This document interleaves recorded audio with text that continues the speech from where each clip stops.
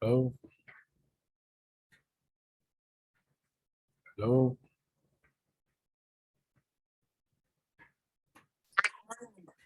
Hello. Hello, sir. Yeah, how are you doing? I'm fine. I'm coming, trying to set up.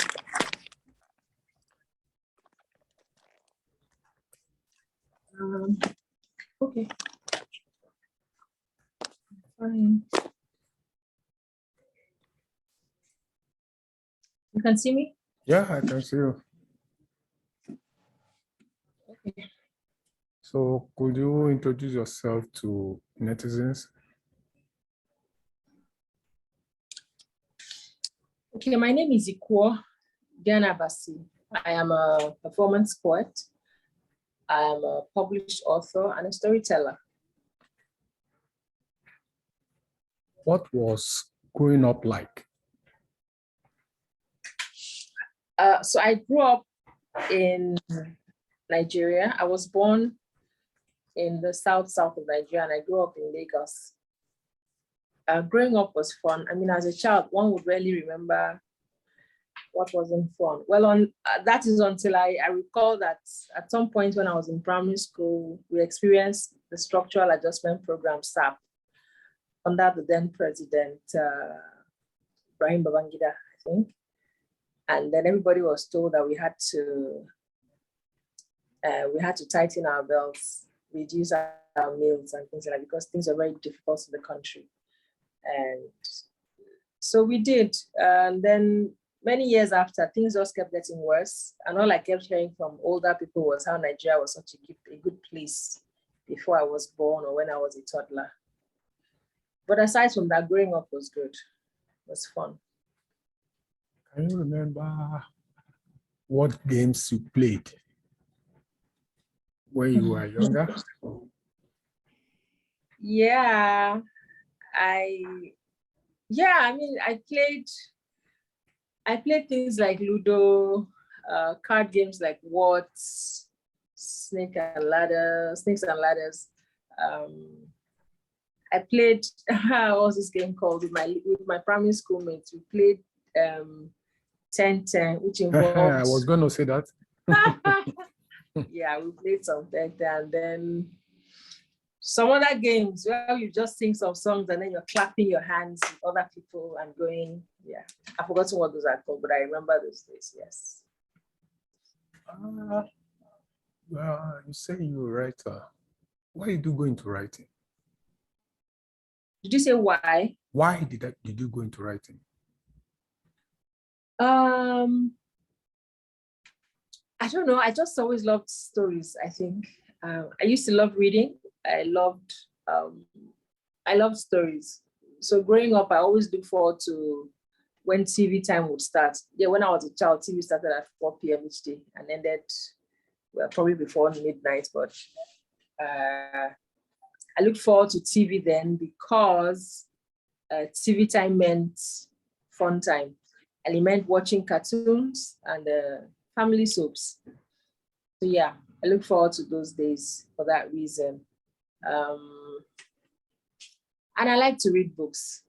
So, from reading books, I read everything I could find, everything I could lay my hands on.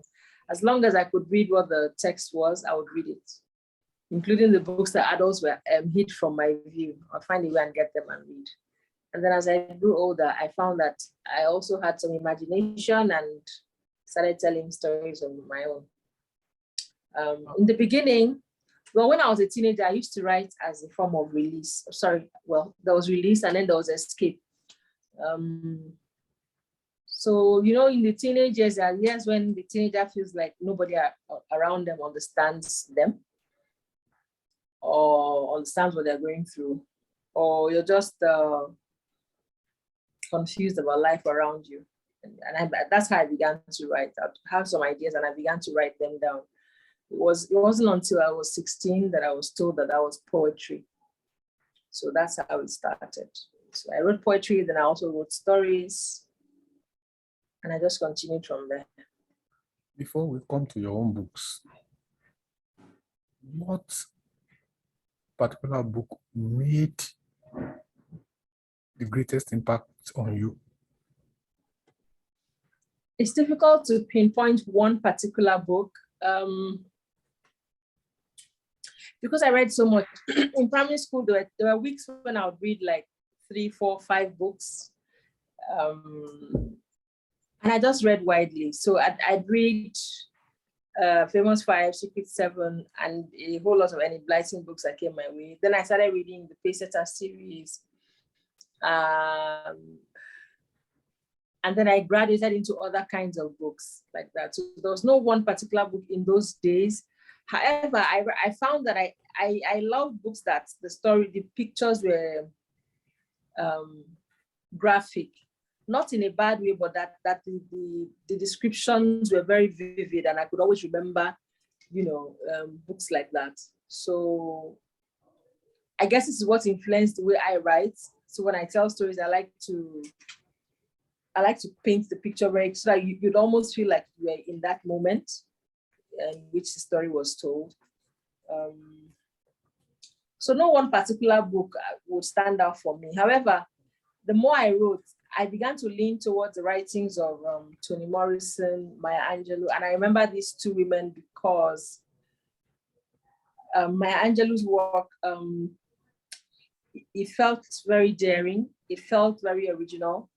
I loved the way she wrote without, it seemed like there was no fear of any condemnation. And it spoke to me in the sense that it gave me permission to tell my own stories, to be true, to be free, right? Because there's just a beauty in the honesty that comes with her storytelling. Toni Morrison, I love because apart from the way she wrote about the Black experience in America, there's her narration it's I don't know, it's almost otherworldly. It's almost like she's not from this world, because I don't know, I try to imagine how it is her mind is working, that she's describing things and it's so in depth and so thick and muscular. I just love her narrative, and I love the way she's able to look at issues as Black people face them and paint them so strongly with such brave strokes. So yes, those two women kind of like gave me, like I said, permission to tell my own stories, to not be afraid, to look deep within, and write my own stories. Now, Much later, I would read the books of Gabriel Garcia Marquez and really love his the way he writes. Yeah. Okay. I'd stop there for now. Okay. Yes. Talking about writing, right? We had this issue of slavery, this issue of Black consciousness, and so on. Do you think? Some are saying that Africans will write their stories best rather than the whites writing African stories. What do you say to that?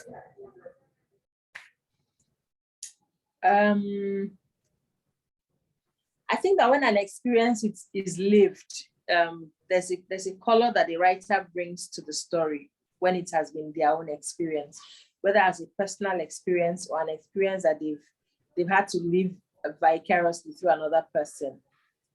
So in that sense, I kind of agree that an African is the best to tell the African story.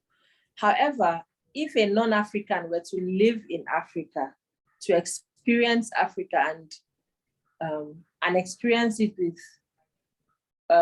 without bias, so without any preconceived notions, and if the person were to be a true artist, right, the person's sensibilities can actually tell that story. But then I think that would take a lot more effort.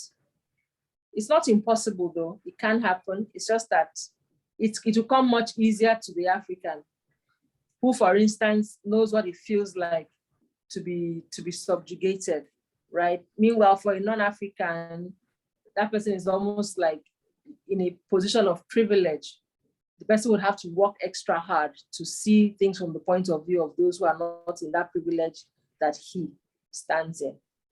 Mm. Now, come to think of it, you know,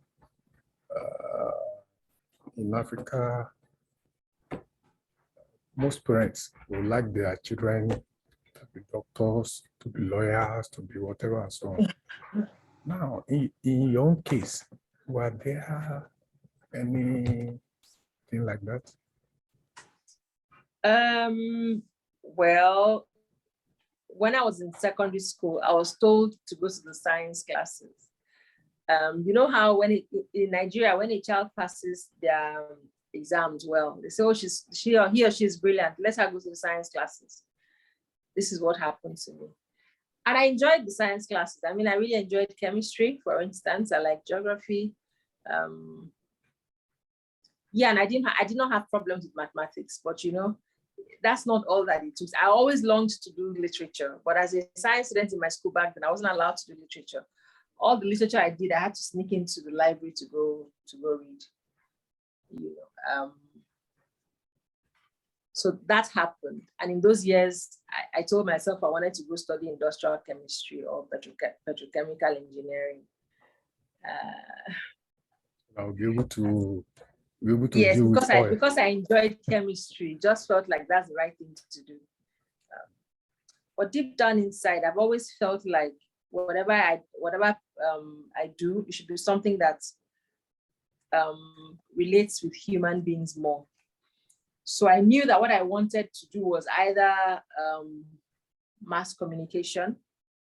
You know, I really felt like doing mass communication, because then there'll be some literature and then there'll be human interaction. But I couldn't, because I hadn't studied literature again. So I ended up studying human resource management. So I did industrial relations and human resource management, which I quite enjoyed, right?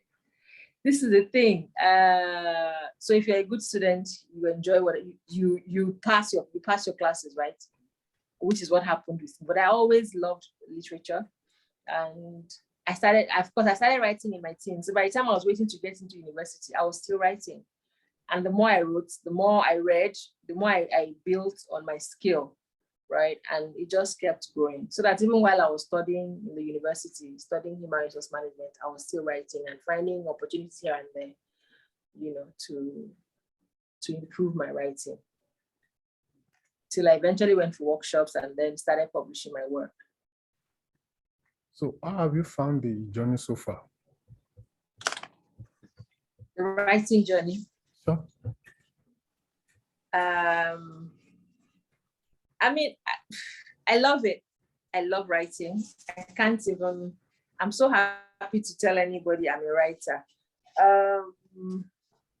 What happens that I acknowledge that I could make more money if I'm doing other things, but I prefer to do writing. And I know that to many people that may sound silly, but it is what it is.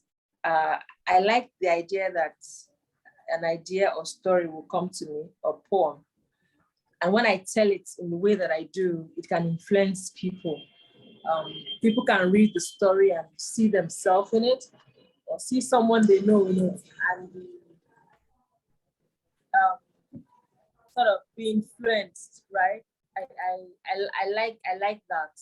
So whether I'm doing this writing as poetry or as a short story or a novel, or even as a script for screen or radio, I know that this is the power of words. You know, I'm so grateful to be able to have that gift, because I realize not everybody has the gift. So yes, I really enjoy writing. I think whatever it is I choose to do in life, even from now, I'll still always want to write, because when I don't write, it feels like there's a lack, like there's a void which I need to fill, and only writing can fill it. So I'm enjoying it so far, and I'll keep doing all I can to ensure that I keep writing. So how many books have you published? I've published 3 books for now. Namely? So my first book was a collection of poems titled Symphony of Becoming. Actually, I think I have it here.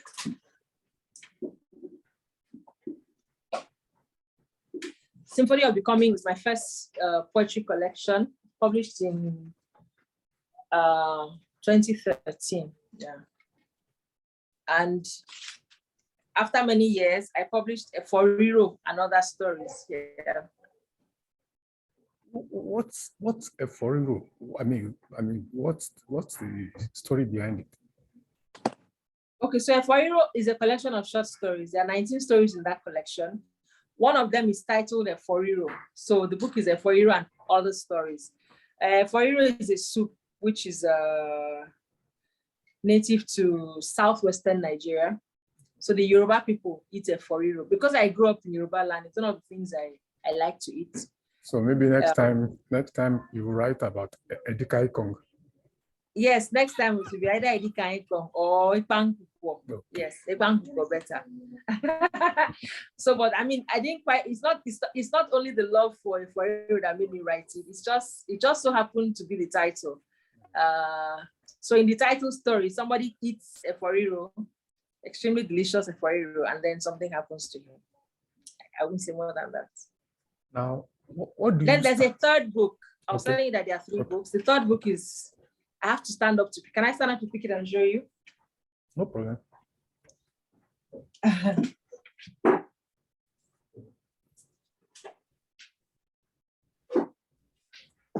Sorry about that.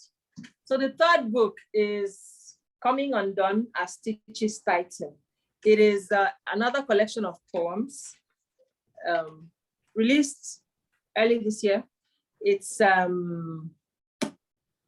actually just been nominated for the NLNG Nigeria Literature Prize. So actually, both my collections of poetry have been nominated for this prize at different times. So, in addition to these books, I have also produced a poetry album. So, audio poems. I told you I perform poetry. So I perform my poems sometimes with folklore, it will be folklore, and other times with other kinds of music. So this is what the poetry album looks like. Oh, that's good. That's good. Yeah. Now, and let me go to other things. You know, we are faced with so many issues.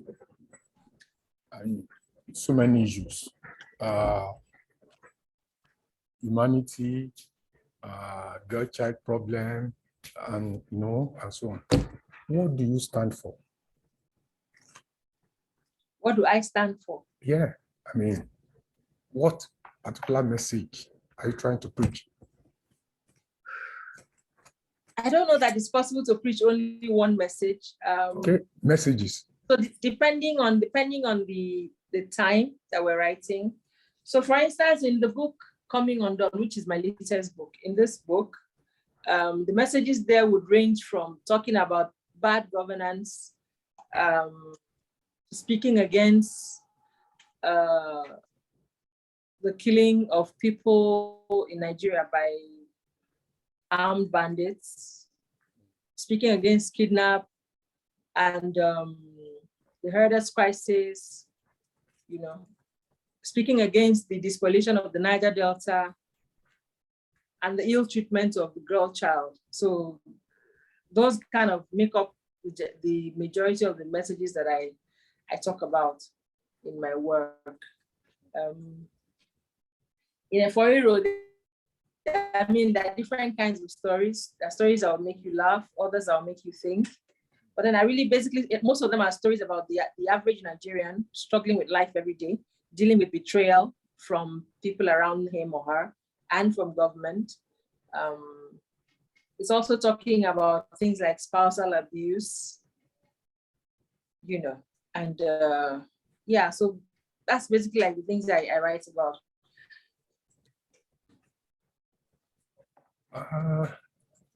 Again, let me ask you another question. Who do you look up to? How do you mean? I mean, okay, maybe writer and so on. I mean, those who has particularly influenced your life or your journey as a writer. Oh, I mentioned these other writers earlier on. Okay. I mean, so to add to that, I would maybe add a Niyo Shundari, in the way that his poems speak to the reality of our lives, of our everyday lives, in the way that his poems talk about the environment. I would probably mention J.P. Clark, the late J.P. Clark. I'd mention maybe Wole Soyinka in his I love a few of his works, like his memoirs, like Ake and Death and the King's Husband, the play, Ibadan, yes. I like the plays, the Jero plays, Death and the King's Husband. Yeah, so I don't know if I can say I look up to that one person, but I'm happy. I think it is a blessing to have so many people who have come before me, including Flora Mwakwa, for instance. So many people who have come before me who have set this this tone, and I'm honored to be able to continue. So they've passed the baton on to others who also pass the baton down to people like me in this generation now, and I'm honored to be able to carry on that tradition, to keep writing, speaking the voice of reason, and pointing out ills in society, even ills amongst us as human beings, beyond not just politics, but to continue in the traditions that they started. So there's just not one particular person, but all of them, all the greats. Okay, I understand. So what advice do you have for the younger ones? Younger ones, generally, or younger writers? Younger ones generally. Oh, okay. Advice to younger ones. I think, well, maybe first and foremost, I would encourage them to not be deceived by any one person. I would encourage them to trust people cautiously, because until you've come to know a person, you cannot really say that they do not have an agenda. So I'd encourage them, go into life with an open heart, but be cautious, because there's no art to deconstructing what's in a person's mind from what's on their face, right? So go out into the world with an open heart, learn as much as you can, and weigh things so that you would not be led astray by just trusting anyone because they are your family or because they are your mentor. I'd also encourage them to work hard and not be in a hurry to, well, the word on the streets would be to blow, right? So young people want to blow. Everybody wants to blow. That's true. Yes, I'd encourage the young people to work hard, be diligent at what you do, build yourself. Build yourself. You cannot do too much work on yourself. So do that. And at the right time, you will blow. And even if you do not blow in the sense that people expect in money terms, it is enough that your work is influencing somebody. It's enough that your life is helping another person or shining light on somebody's path. This would be my general advice to people out there. What impact do writers have on society? I think it is the writer's duty to write, okay? And in writing, it is the writer's duty also to be true to the things that he or she is writing about. So to speak the truth is the writer's duty. whatever impact this will have, then it has that impact. It's also the writer's duty to educate people. So the writer is both a documenter and an educator, right? And this is why it's necessary for the writer to be true to the things that he or she is writing. In doing this, it is up to the society to accept this light that the writer is shining on their path and decide to change if they will. So that's the impact that the writer can have. The writer's words can change perception. The writer's words can inspire change. A writer's words can inspire a revolution or even anarchy. A writer's words can also inspire peace. A writer's words can inspire people to have hope. So I mean, the impact is more than it's multi-layered. Okay. But for this impact to be felt, the writer has to be true to the work. Now, tell me about your happiest day so far. One day, I don't know. I mean, there have been so many days, but of course, you must have a very special day that you.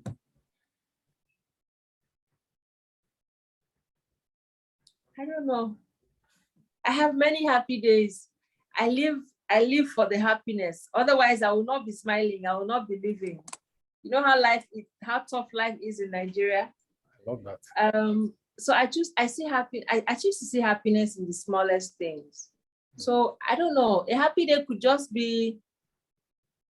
It could be something as insignificant as having my child fall sick and then not knowing what's going on with the child for several days and then finally discovering what it is. That can be such a joy, such a relief. It can be something like, sir? That's true. That's true. It can be something as minute as having my son write me a nice love note on Valentine's Day or on Mother's Day, you know, little things like that. Okay. They mean a lot to me, yes. So, and I have many of such little things that happen. Or somebody just saying, I thought of you today and I thought to ask, how are you doing? Have a beautiful week. That's happiness. Okay. Okay. Do you mind telling us about your most embarrassing moment?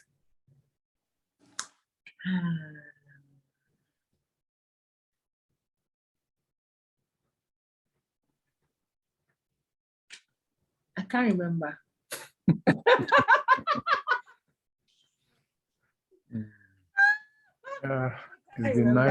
It's been nice talking to you.